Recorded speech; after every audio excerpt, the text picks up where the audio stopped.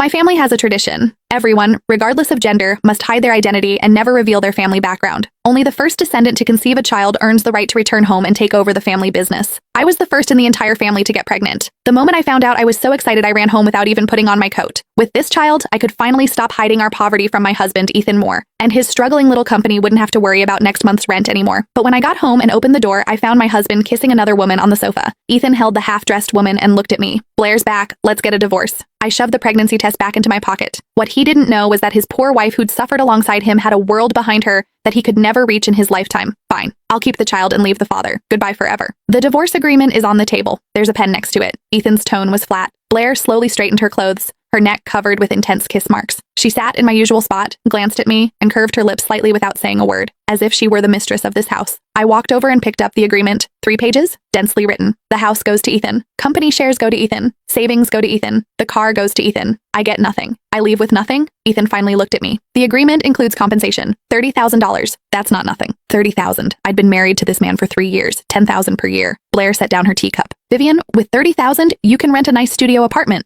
I stared at her. "When did you get back?" "Yesterday." Blair tilted her head. "Ethan picked me up from the airport. He waited 4 hours. My flight was delayed. Yesterday. Yesterday, Ethan told me he had to work late at the company." Blair stood up and walked to Ethan's side, naturally linking her arm through his. "Ethan said you're a good person and wouldn't make things difficult for me." Ethan didn't pull away from her touch. The phone in my pocket pressed against the pregnancy test, jabbing painfully into my thigh. I'd planned to come home and tell him, "Ethan, we're having a baby. You won't have to lose sleep over rent anymore. Won't have to grovel and drink with clients until you get stomach bleeding." I thought today would be our best day. "Where's the pen?" Ethan pointed to the coffee table. I crouched down to get the pen. From this angle, I could see Blair's hand resting on Ethan's waist. When I uncapped the pen, the pregnancy test nearly slipped out of my pocket. I quickly pressed it back in. "Sign on the last page. Date it today." Ethan's voice came from above. I signed my name, Vivian Stone, put down the pen, and stood up. "Fine. The agreement needs to be filed at the courthouse to take effect. Tomorrow morning at 9, I'll come find you." After speaking, Ethan picked up his phone and unlocked it right in front of me, scrolling to his contacts. He changed my label from "My Darling Wife" to Vivian Stone. Then he closed his phone and put it back in his pocket. Blair leaned on his shoulder. "Ethan, I want to eat your spaghetti." "All right, I'll make it right now." Ethan actually turned and went into the kitchen. 3 years, and he'd never cooked for me once. I'd asked him if he could cook. He said no, said he couldn't even fry an egg without burning it. Now he tied his apron with more practiced ease than tying his shoelaces. Blair shrugged at me. "Vivian, don't just stand there. Hurry and take whatever you need. Tomorrow I'm having people come redecorate. I looked at your clothes. They're all pretty worn. Don't bother taking them. They're too shabby even for cleaning rags." I went back to the bedroom and grabbed my important documents and a cloth bag containing a few things I'd brought from home when I got married. Things that had nothing to do with Ethan. When I came out and passed the kitchen, Ethan was cutting tomatoes. The knife thumped against the cutting board. He didn't look up. I changed my shoes at the door.